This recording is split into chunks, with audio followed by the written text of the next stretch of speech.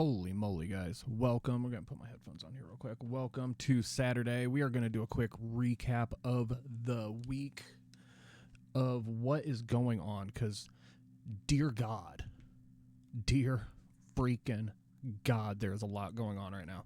A lot of it we won't get into because that is just the way that we roll here. We want to make sure that we are giving you guys an escape for 5, 10, 15 minutes from reality to make sure that we talk about other things that is going on.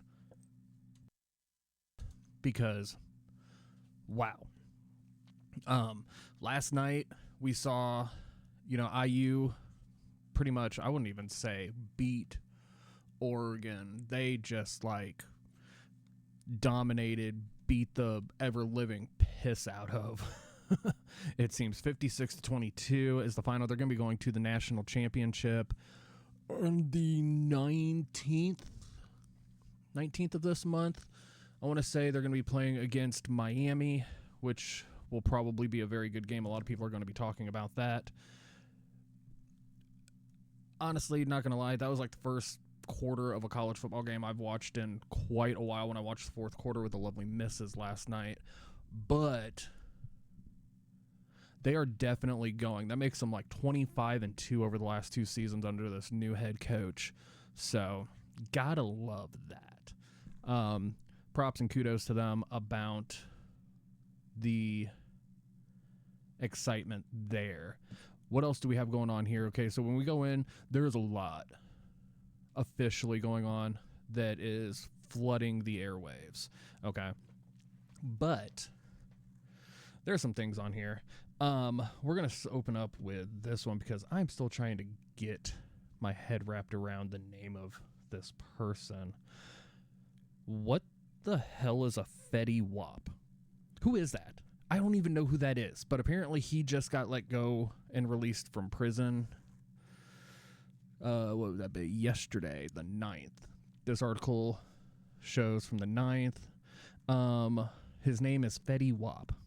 Apparently he was, drug charges, doing some time for. They let him out 11 months early. Birth name, William Jr. Maxwell II. I don't know what's worse, that name or Fetty Wap. Fetty Wap does not sound right in my mind. If you know anything, if you've listened to music over the last 10 or 15 years, you understand where I'm coming from with this because that my brain can't wrap around that. 34-year-old artist is best known for Trap Queen, My Way, and 679. I must be getting old because I am completely oblivious to this stuff. Okay. He is out of prison, but he still faces home confinement and up to 5 years of supervision, so he's on house arrest for a while longer. Says he's in good spirits. He's in a grounded place. His priorities are family, fatherhood, and music, and being an asset to his community. We'll see how long that lasts because we know how when people get out of jail, not good things seem to happen after a while. So, I don't even want to say we are going to keep an eye on that. Just the name just completely threw me off. Fetty Wap. Okay, then. So, but keeping with that, there is no new news, on Travis Kelce. What I do know here is looking at it, his contract for the year expires in March of 2026, with the decision coming after the end of the recent NFL year. Okay. So, he is, officially saying that he is talking about it.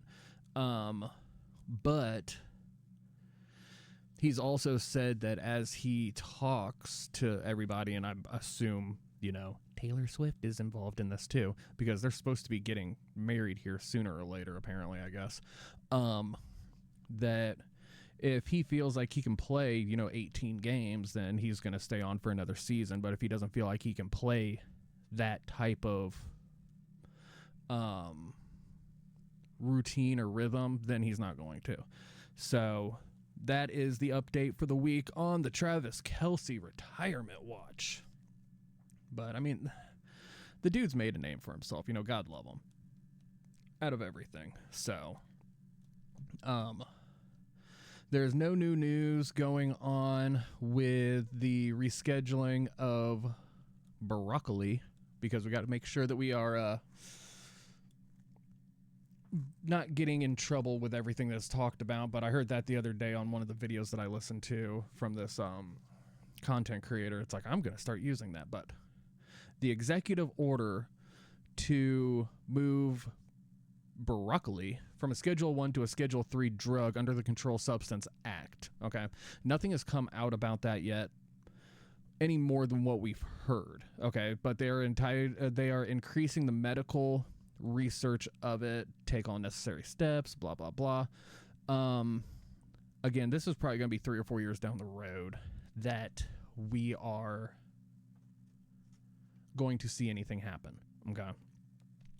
This is just the beginning of it. So guys, and ladies, if you guys do have any broccoli, it is still illegal to own broccoli or have it in your possession, but not for very much longer. It sounds like maybe in the next, decade, we'll see, the, things change with that.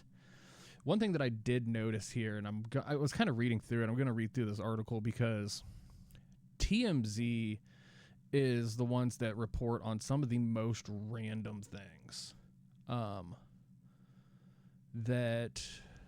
Because there's actually 2 TMZ articles that I want to talk about, and I got to find the other one. It was from yesterday, about this time yesterday, so I got to scroll through social media, find out, because they only make 80 different posts inside of 24 hours, so you have to go scroll through and pick out all the BS. But apparently Dr. Oz, the TV gentleman person, if you will, okay, there are new federal guidelines on adult beverage consumption. He says it's best to limit booze, but if you don't limit, at least drink with friends and be social. Okay. So there's no more government guidelines apparently with this. Let me scroll down here. The government's new guidelines say to limit alcohol beverages, but before the feds said 2 drinks max per day for men, 1 for women, and now there are no specifics. Dr. Oz says the 2-to-1 distinction between men and women was more about marketing than anything, and while he says it's best to avoid alcohol altogether if you want to be healthy, he says there's no denying that there are health benefits to socializing, and he sees having adult beverages as a social lubricant. So pretty much what they're saying is, in my mind, is that to function with people, to function with society, to be social, to be around people that you like, you have to have a drink in your hand. I don't know, but that is just me. I can somewhat be social and be around people and not have anything with me or on me at that point, and still, enjoy people.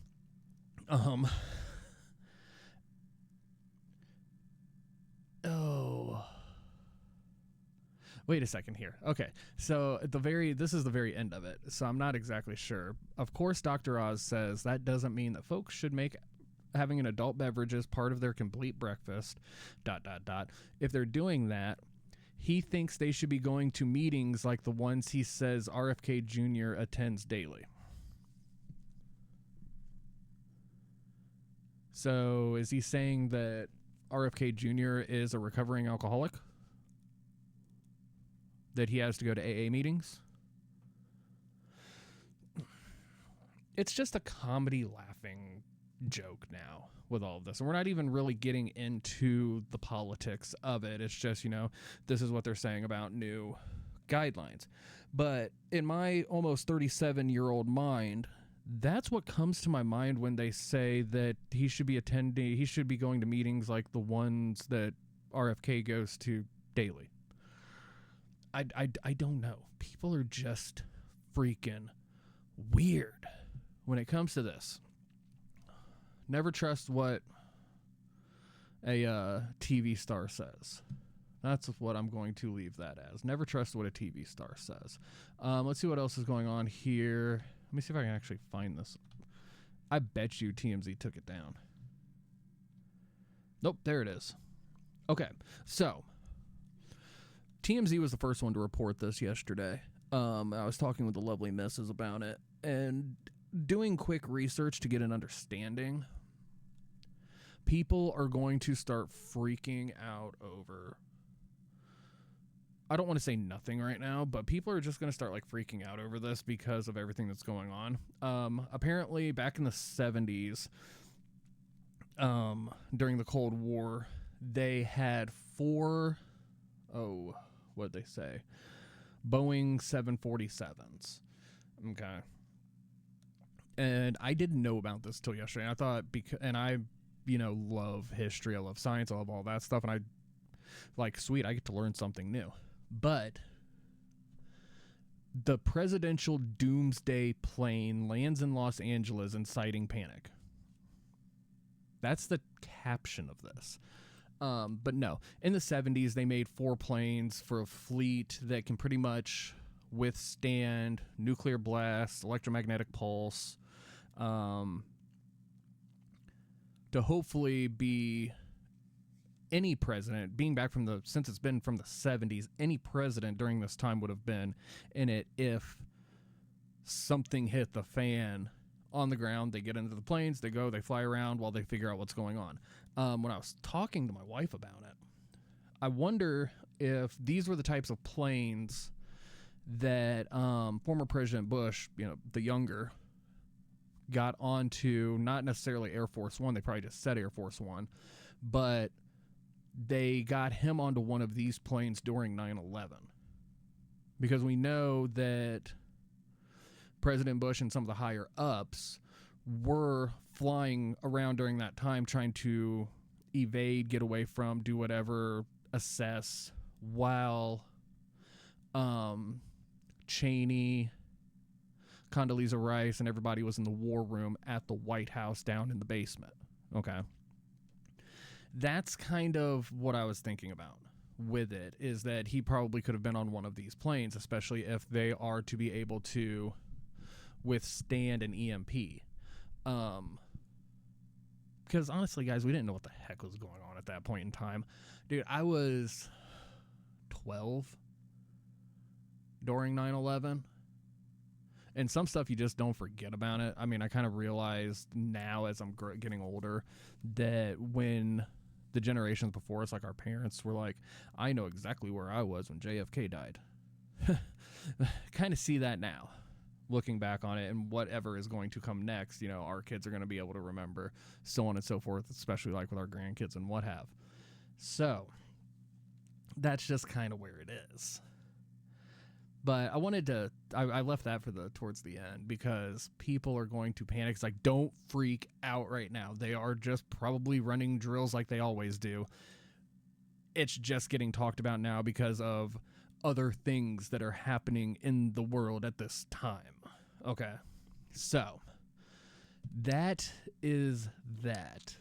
One of the cool things that we are going to be starting here over the next several weeks, we have a bunch of stuff lined up for 2026, but one of the other things that we're going to start doing here is we're going to be having interviews 2, 3, 4 times a week.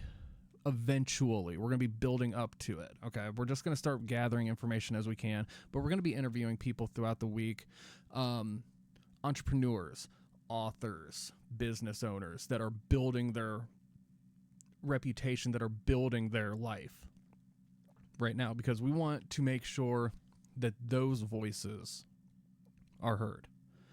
We want to make sure that people are getting attention in a positive way that may not otherwise, because of everything going on, because there's a million of them trying to feed for one spot. So we want to go through, we want to just talk to people, have conversations, learn at the same time, because I'm sorry, when it comes to interviews, you can learn a lot. You don't know everything in life. If somebody says that they know everything in life, they're a fucking liar. Oh, shit. Oh, shit. Ah, God. Okay. But you guys get where I'm coming from. They are a liar because they don't know everything. Okay. They can probably find the answers to everything rather quickly because, we have Google now. And to everybody that I went to like elementary school with, that's and the teachers, they're like, you're never going to have a calculator with you all the time. Well, guess what? Yes, I do. In my phone. So my math is somewhat decent now because of that. But we're going to be interviewing especially authors and entrepreneurs, because it's going to give them a platform to stand on and talk about what they're trying to do, talk about the books that they are writing and all of that stuff. So it does help. It does make for a very good time. Okay. We are going to be growing and expanding everything that we have here. So from all of us, have a wonderful day. If you are in the rain today, be safe, stay warm, stay as dry as you possibly can, because, you know, it's Saturday and people still are working. So, but if you are outside, you know, stay safe, stay warm. Don't do anything stupid. Don't do anything that I wouldn't do twice in life. You guys have a wonderful day. We are going to see you next time.